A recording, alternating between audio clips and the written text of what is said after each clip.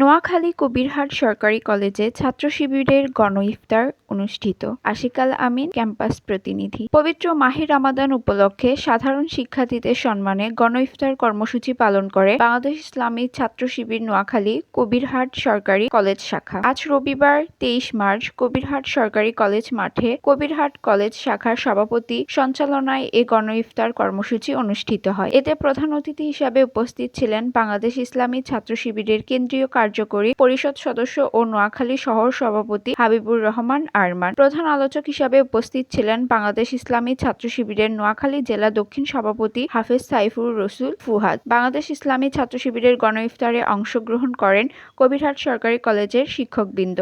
এ সময় গণ ইফতারে অংশ নেন 3 শতাধিক শিক্ষার্থী।